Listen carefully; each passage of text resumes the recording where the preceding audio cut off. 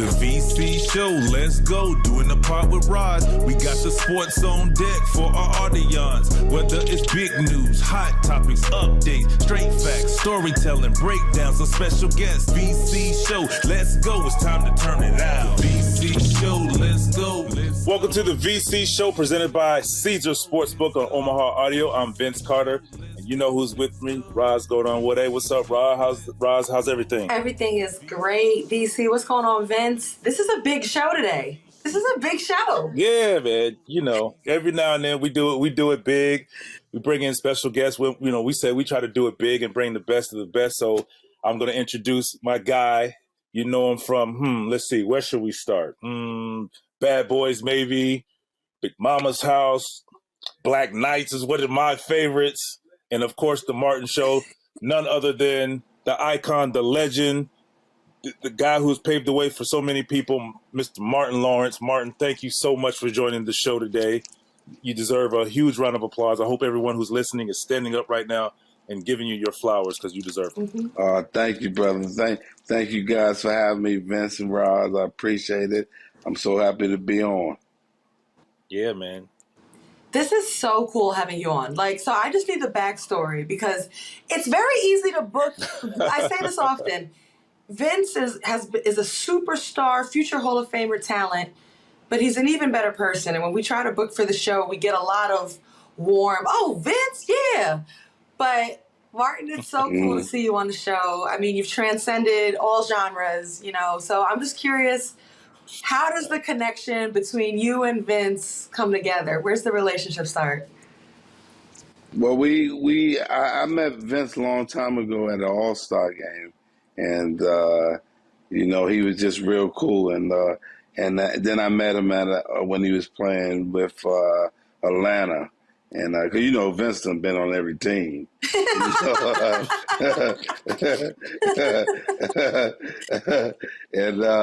And so I met him a couple of times, and each time he was the same person. He was just real cool and just down to earth.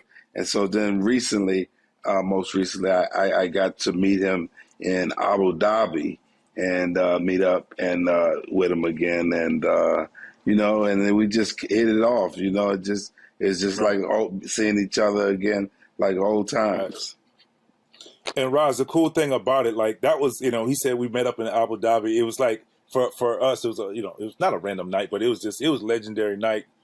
Obviously people who's done great things in their professions, having a good time with some very powerful but great people, and it turned out to be a pretty cool night.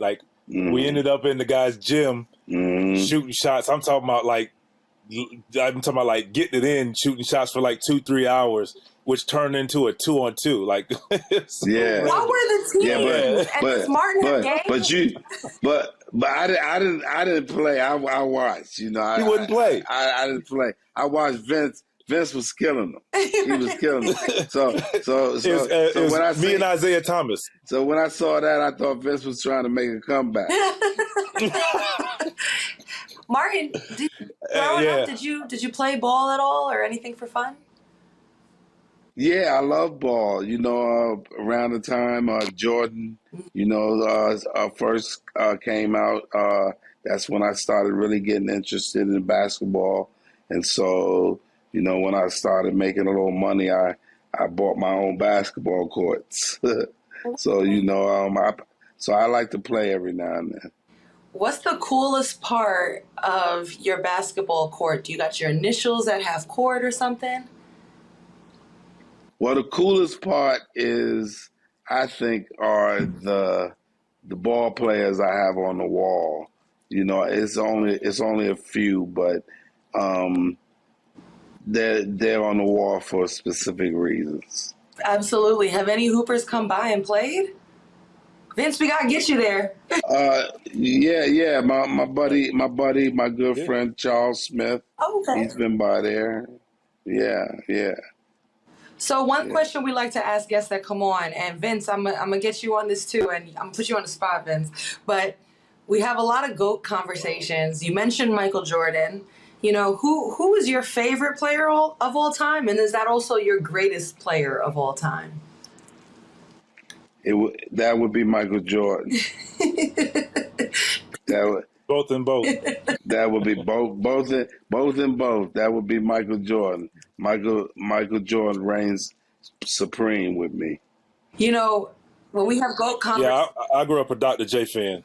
Oh, Yeah, no, I was going to say GOAT conversations, when we talk about top comedians of all time and impact made, you're in the conversation. And, what is your preparation like? We've talked with a number of basketball players about their game days and their preparation.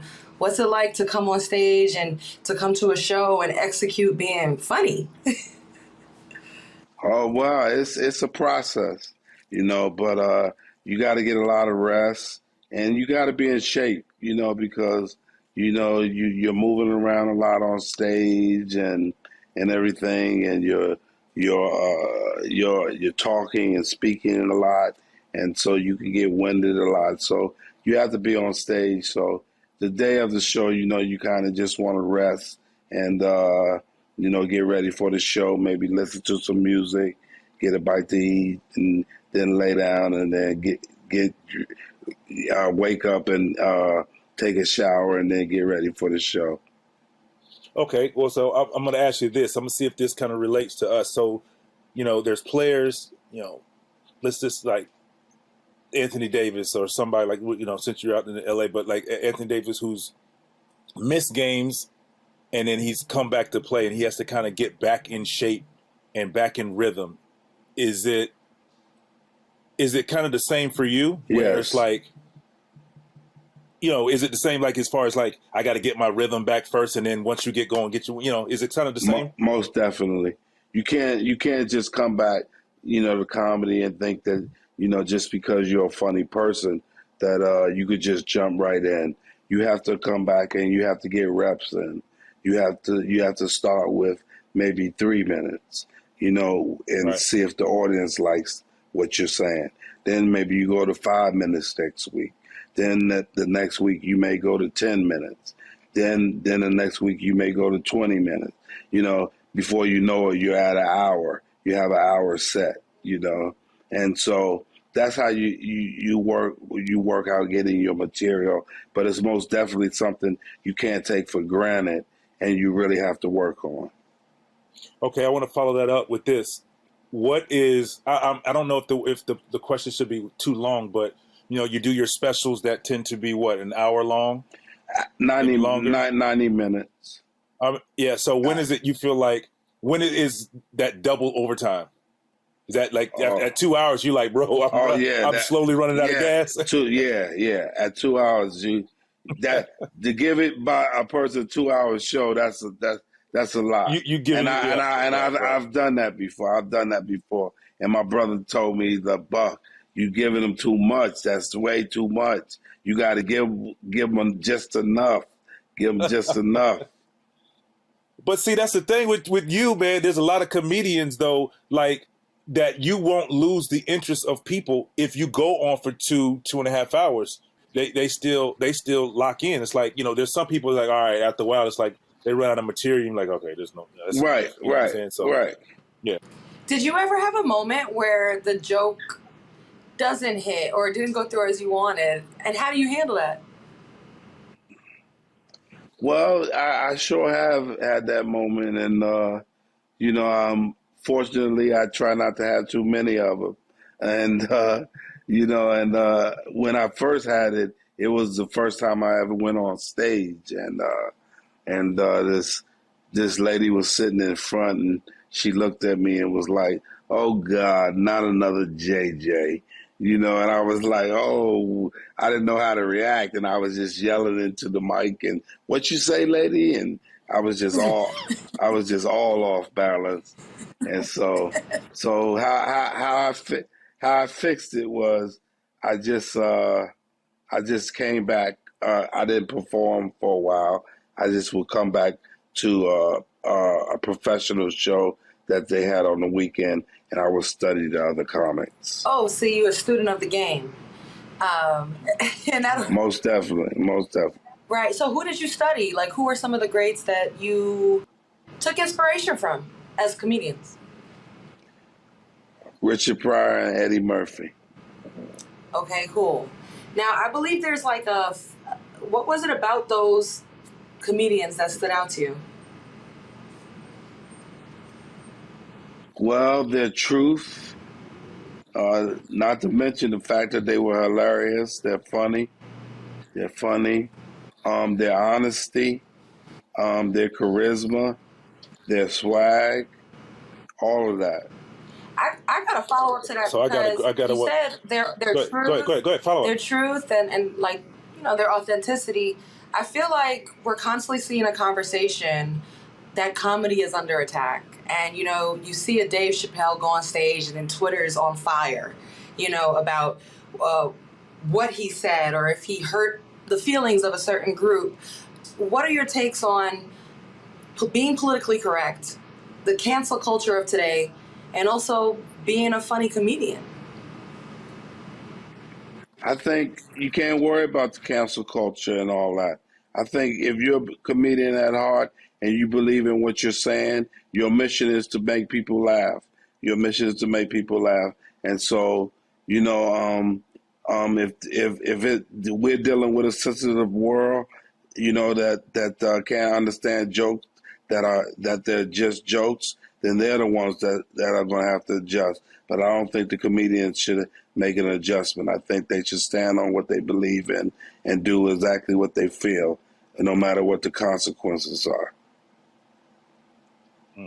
Dig that. Thinking back to your time, were there anything or anybody that you wanted to work with, particularly those comedians that are your favorite, doing a tour together or working on a movie or one of your shows that you didn't get the opportunity to work with that you still want to or wish you had the opportunity to do so? No, not really. It was Richard Pryor, and so I got an opportunity to have him on the Martin show, and I remember. and then mostly I wanted to work with Eddie Murphy. That was a big dream to me because I wanted to be like Eddie, And so when I got the opportunity to work with him for the first time in Boomerang, I was starstruck. I was like, oh my God, because I remember going to see Eddie Murphy by myself. I drove from Maryland to Richmond, Virginia, to see him at Richmond Coliseum, and I was up in the bleachers watching him, and I went with my oldest brother and his wife, and we were watching this show, and he had the Weather Girls open up for him. And when he came out, his first joke was, let's give it up for the Weather Girls. Boy, they could the stage, because they were big girls, they were big girls. And so the show was hilarious from then on in, then on out. And I just said to myself, I just left it at that point. I drove all the way back home 2 hours. And all I said to myself is, I got work to do. And then, so you can imagine when Eddie called me and Reggie Hudlin and them called me for Boomerang, how I felt to be working with my brother Eddie Murphy. So what was Eddie like? What was he like as a person? He's the best, and he's one of the coolest people you would ever meet. He got swag. Eddie just got swag, and he marches to the tune of his own beat. Yeah, and he does it, and he does it right. So, with that being said, how was it? One of my favorite movies that I hate that I didn't mention it in the open, but in the beginning, with Life, you guys filming Life, the White's Only Pies, for example, how many times did you have to shoot some of those shots without people not messing up the scene, or for you laughing at Eddie, when he talked about no, I'm gonna take your cornbread or something like that. I was just curious. There's no way that was one taken out. No. We had to do those takes a few times, but I get angles, but I'm just but that's the beauty of movie making. You could do it over and over and over till you get it right. you know. Right. And when I was in scenes with Eddie, it's hard not to laugh. Okay, that's It's I mean, I'm talking about he's so good, man. He hit you with the Jedi mind trick on you and have you just cracking up, man. You know, and and the thing about Eddie, he's the truth. You know, right. like you see the players, you the truth. You know the players. You know, Tom Brady the truth. He's the truth. Right. How much? I heard that a lot of the That's a movie was fact. ad libbed.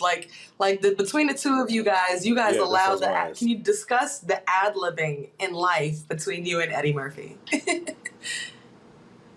Well, it was let me say this. It was a great script. So we had a great script. So the ad libbing that we did do was stuff that I would go off of Eddie if he ad libbed, or he would go off of me if I ad libbed. And that's how we found the magic. You know, we would just make what was on the paper a little more better than what was there. What do you remember about one of the great comedians of our time, and may he rest in peace, Bernie Mac? Oh, my man Bernie. My God. That's my Yeah, man, man. man Bernie. He's one of the real ones. Like I said, Yes. I gotta mention none but the truth. You know, he came with the real. You know, he had the swag, and he wasn't afraid of no. The VC show, let's go. All right, people, we're brought to you by Caesars Sportsbook, the greatest sports betting app ever, and honestly, the only one you need. It's not just about the big bonuses and boosts and promos that you get. It's the fact that every time you bet, whether you win or lose, you're earning towards the types of perks only Caesars can offer. Free stays, concert tickets, bonuses, and more. That's because when you download the Caesars Sportsbook app, you become a Caesars Rewards member, and that means perks. Must be 21 or older to gamble. Gambling problem? Call or text 1-800-522-4700. It's the best time of year. Football season in full swing. Basketball and hockey have returned, and nothing beats seeing your favorite team live. Make up for lost time. Go enjoy a game. Vivid Seats, the official ticketing partner of ESPN, has offered you $10 off your first $100 ticket purchase with the code VC Show. That's code VC Show. Download the app or visit vividseats.com today. Vivid Seats. Life happens live. You've had a number of great roles. What would you look back on as some of your most favorite roles that you've had? Blue Streak and National Security. Why? Another great one. Because I got to shape these characters the way I wanted to. I got to Martinize them, you know. Other roles that I've played, I'm playing the characters, but I'm playing the words so much on the page. I didn't, in Blue Streak and National Security, I didn't have to be so much on the page. Absolutely. Two other great ones I love. For sure. And, I think just as we continue to talk about your career, in sports we say great players make others great. One of the legacies that you have is you've put a number of actors and comedians, all of that, you put a number of people on that are famous today. What does that legacy mean to you, especially when you look back on the platform of your show, Martin? It means a lot to me because I'm a child of God, and I'm only here to do His work, and my work, through my work, is to pass it on to the next generation, and so that they have better opportunities, and they have an opportunity to go from rags to riches, and enjoy their blessings in life, So I'm just a messenger, and I'm just here to lead by example, through my work. Well, how did it make you feel inside having your Martin reunion and having everybody back together? And I know everywhere you go, through the years leading up to this, before this actually came to fruition, people asking you for the show to come back and to do it again. So how did it make you feel inside, kind of getting the gang back together? Rest in peace to Tommy. I got the opportunity to meet him actually doing a sitcom for the Moesha show back in the day. So I got a chance to, be blessed by meeting him and, meet how great he is. But for you in that group, I mean, because watching it, you can feel the appreciation of everybody being back together. But how did it make you feel personally having the group back together? It made me feel I was in heaven. I felt great, just to have us all back together, to sit down and reminisce again, and to show each other how much we loved each other, and show each other and tell the world how much we loved working with each other. And I was just glad I got an opportunity to do that, and we got an opportunity to do that and put closure to the show. Mm-hmm. Now, we didn't want to see closure, but I mean, to see everybody back in the same room again and kind of reminisce, and it was just like great to see characters.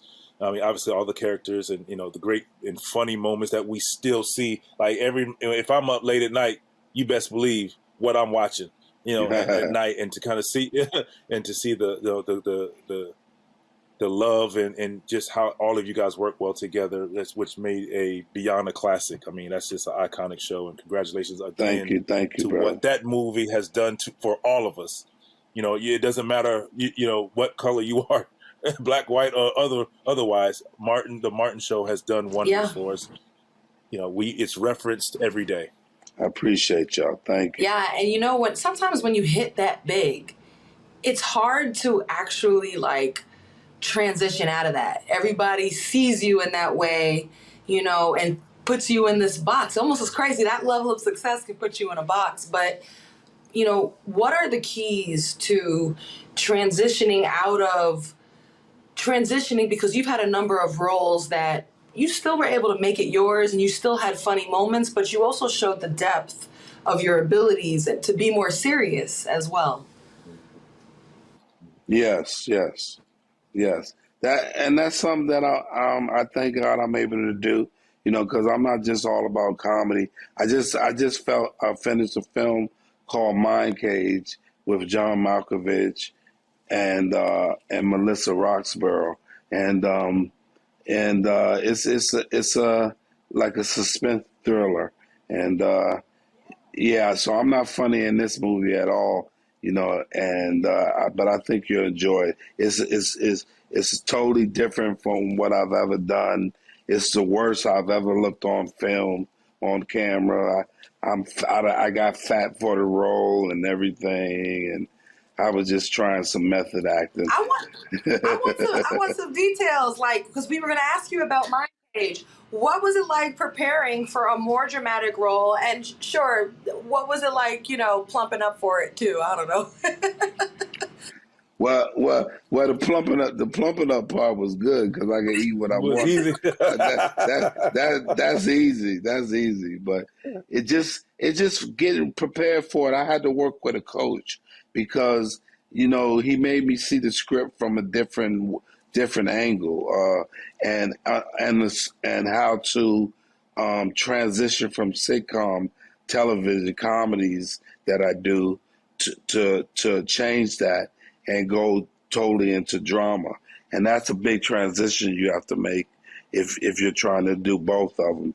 So he just showed me how I could do it and the right way to do it. The VC show, let's go. Do you have ambitious hiring goals for the last quarter of 2022? With a powerful hiring partner, big goals are no big deal. You need Indeed. Indeed is the hiring platform where you can attract, interview, and hire all in one place. Find top talent fast with Indeed's suite of powerful hiring tools like Indeed Instant Match, assessments, and virtual interviews. Indeed makes hiring all in one place so easy because it takes 10 minutes or less for most small business employers to post a job. According to U.S. Indeed data, Indeed also has a jaw-dropping pool of talent. In fact, 3 out of 4 of U.S. online job seekers search for jobs on Indeed each month, according to ComScore. Join over 3 million businesses worldwide using Indeed to hire great talent fast. Start hiring now. with a $75 sponsored job credit to sponsor your job post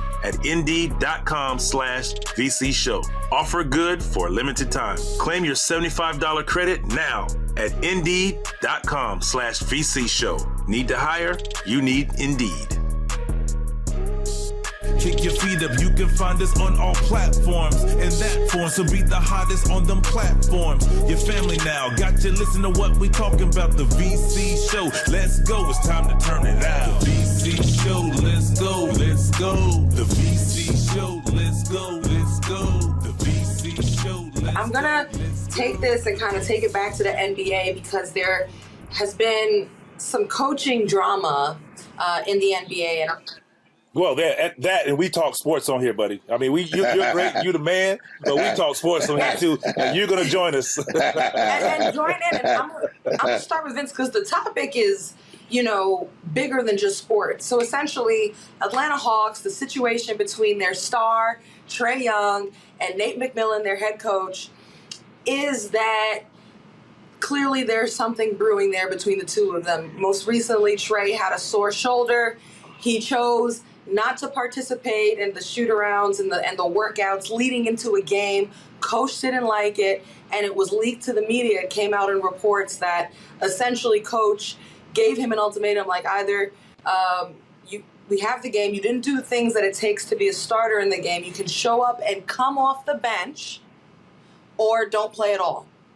And Trae didn't like the situation apparently and did not play, and he did not play. I mean, it's a lot to unfold there, and Martin, I'd love to hear what you think about it and everything. I've been around Trae for a long time. I've been in this game a long time, and it's old school mentality of Nate McMillan, and obviously the new generation as well. And the one thing I would say to Trae outside of all of this is be professional. Remember, you're the superstar, and you're the star player, and sometimes they look for you for guidance, and sometimes, people outside and internally, they look at you to see how you handle some situations.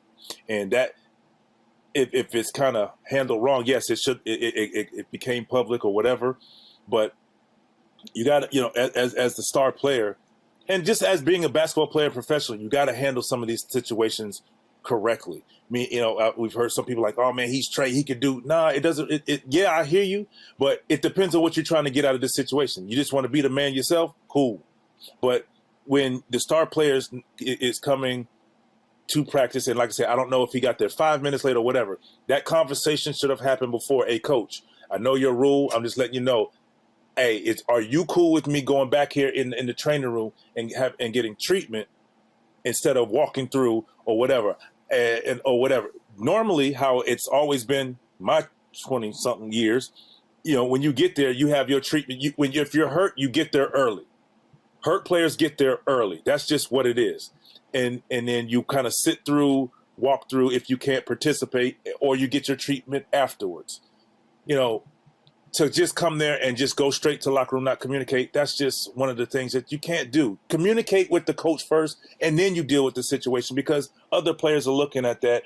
And then now if you choose not to play, they said that he called some of the guys and, discussed it. But, I'm thinking as if I'm on the team. I'm talking if he calls to talk to me, this is something I would say to Trae today. It's like, hey, bro, okay, even if you don't show up to play the game, go in the back, come in the back, support your team. Just show them you give a damn. If you know what I'm saying? Like, I'm still rocking with you because they rock with you as a superstar. Martin, I'll give you the floor. And what are your thoughts on this situation, and, how you think he should have handled it, or the organization? Because I'm going to say this last thing. The coaches have to be careful, because how this situation it's public, so it is what it is, but how it's handled matters. And I mean that because as a coach, if you handle this one particular way with him and not the others, and I know people say, oh, he's a superstar, he should get a little leeway. Okay, but there's some things that can become detrimental to your team.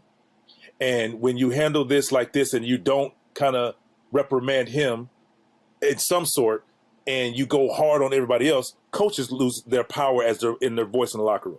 And then vice versa, as the star player, now when you want to when you want to use your voice, you want to go in your locker room maybe at halftime before the game, give a rah-rah speech or, hey, what we're doing, and you lose your voice in that locker room. That's a terrible feeling being a superstar and losing that. So I think you have to be aware of these situations, and and I don't know if the young guys today think about that sometimes because it's a lot going on, but that is a sticky subject that I think the organization as well as Trae the player has to be aware of, because you want your guys to always rally behind you and support you. Marcus, go for it. What you got, man? Yeah, I agree with what you're saying. I mean, Trey's a leader. He's the leader of that team. So anything that he got going on with the coach, that's up to them to work that out and everything. And but I can tell you one thing: if it comes down to them not being able to work it out and somebody's got to go, they're gonna get rid of the Okay. coach. Of course. They're gonna get rid of the That's how coach. it goes. That's how it goes. That's how it goes. And I feel like I've heard there was a saying, from a distance, when two people are arguing, you can't tell who the idiot is. You can't tell who the wrong person is. And so it's a tough situation for both of them. Martin, I absolutely feel you in that, look, if you can't get along with the superstar, this is a players' league. It's going to put a lot of pressure on the seat and the heat of that seat of the coach. However, I also think this is a interesting situation for Trae to be thoughtful in how he handles it, because there were reports that his relationship with Lloyd might have been, the previous coach, Coach Pierce, might have been a little bit rocky as well. And you don't want to get a reputation of, oh, here's a star that is hard to deal with. And for the most part, when you're around Trae, I mean, he's just, from what I've seen in my interactions with him, just smiley, sweet, a family guy. So nice. Yeah, good dude. Yeah, I see that in him too. I don't see him as this problem child. I don't see him as that guy. I see him as a guy that wants to succeed and wants to do it by any means necessary and wants to get the respect he deserves. And I don't think he wants to be disrespectful to the coach or his teammates and things like that, And this is a teachable, learning moment for him, everyone, in that organization. And I'm going to say this. The one thing that, like when you say star player and the coaches, can be on the hot seat, yes. In the beginning of the year, Roz, like every team before the season, the coach implements his offense, how we're going to play defense. Here's our team rules. Here's how shoot around works. Here's how we meet for the bus and all these things. Those things are already in place. So it's not like it's a new rule. Like this was his rule and you kind of understand it. So I'm like, okay, this your rule? Cool. I don't agree with it. Cool. So let me just get this out the way. Hey, coach, I'm here early. Hey, man, my shoulder bothers me, brother. I'm here to talk to you. Can I go get this treatment? And then you kind of handle it like that. But it's like when the coach is like, well, okay, where's my starting point guard? Oh, he's in the back. Hey, are you going to do this? Well, here's our rule. You're going to either sit or not show up. So that's my only thing to that. Like I said, there's more details to it. It's just I hope that they can figure this out, because here's the scary thing about this, and that we can move forward. You don't want to get in a situation where people are making butting into their business. Like you said, they're trying to keep it internal. Now Trae's not there, and they're seeing wins, and then they're trying to pit players. You pit your locker room. Your locker room starts to separate because you're hearing people like, oh, they beat the Denver Nuggets without Trae Young. You know? And you don't want people to say, you don't want them to, you just want to keep it, because they're a very good team together. He and DeJounte Murray, I think they can be a version of Dame Lillard and CJ McCullough 2.0.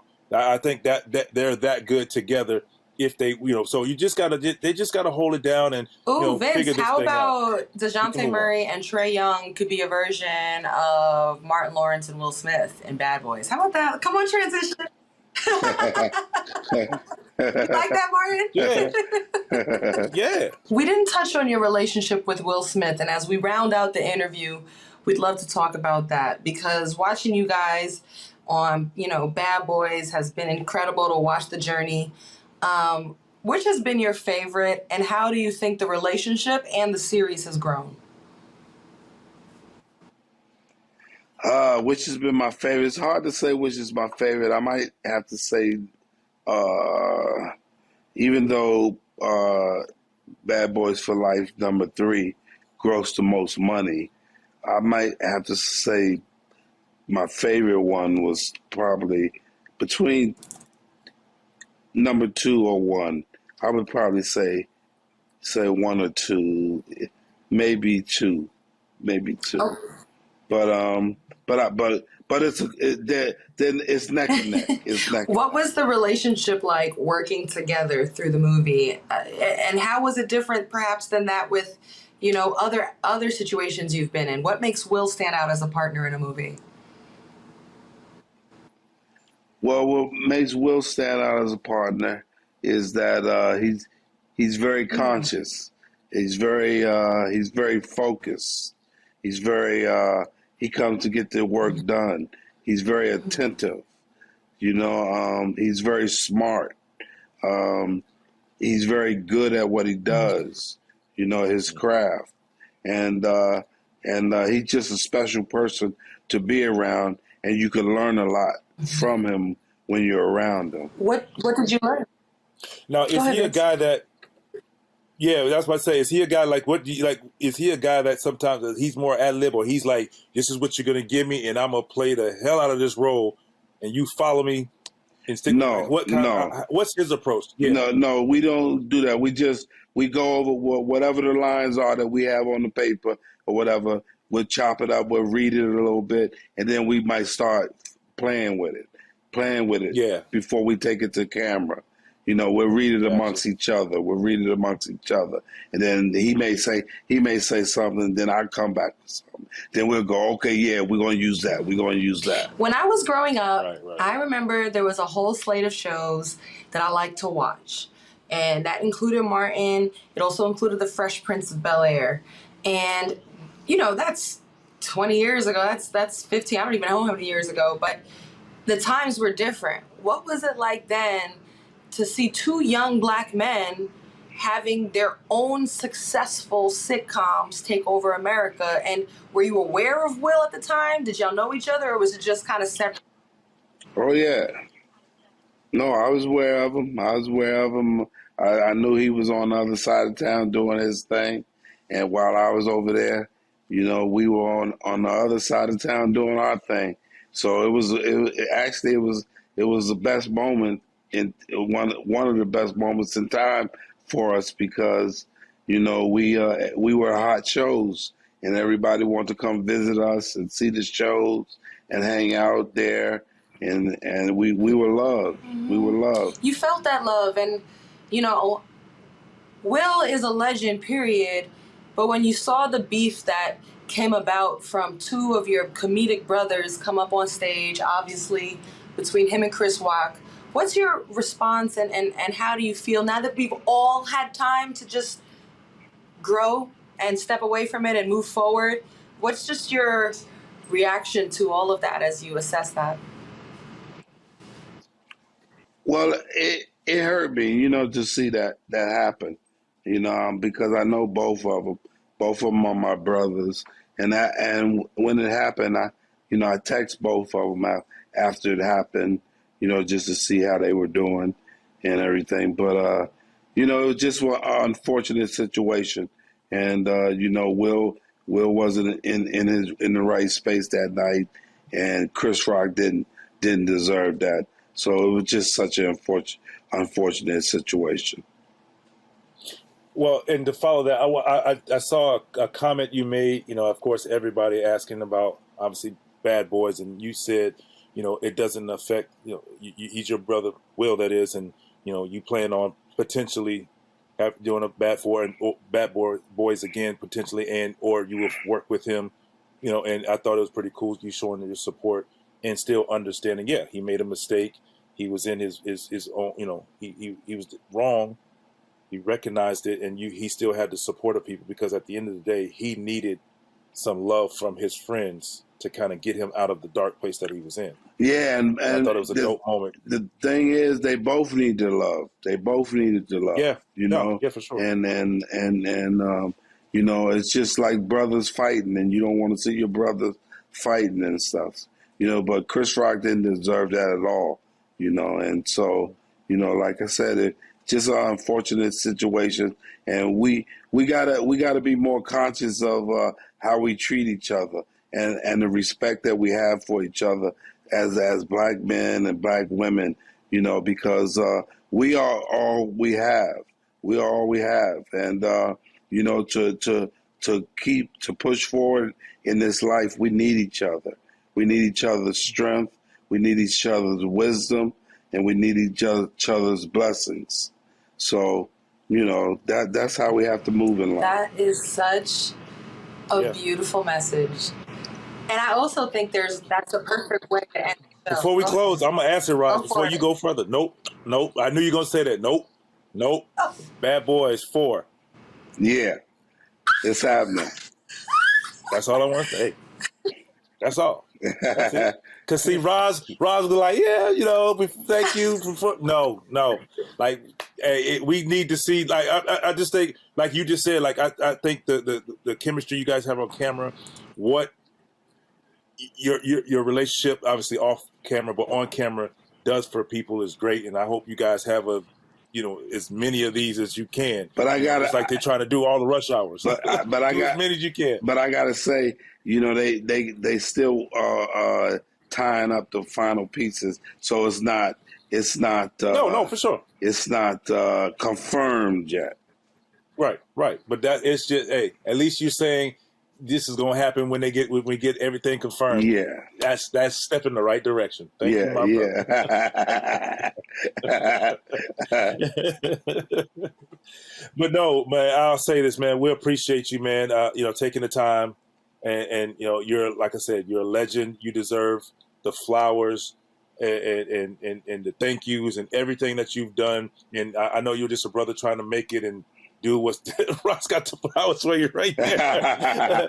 Thank you. I mean, thank you. Yeah, but you're a friend, and you know, it's always we just cordial. But like, when I get the opportunity, you know, outside of just legendary, but like you are appreciated for, you know, your messages that you put in your work, whether it's film or comedy. You're a legend. You know, it's always a pleasure talking with you. I mean, like, Roz, I get a text out of the blue from this guy just checking up on me. You know what I'm saying? Like him, you know, and it's a great feeling for, like, I mean, because he's holding true to what he's saying. Like, we have to support each other, check on each other. Like, it's needed. And you, who are Martin Lawrence, a true legend, you do that for me. Like, it's just, you know what I'm saying? And I appreciate you. And, you know, I make sure I hit you back, man. You good, man? And it's because it's love of brothers looking out and supporting and taking care of and making sure we're good. Because with what the world looks like today, we need that. You know what I'm saying? We need that. So most definitely. I appreciate you, Roz.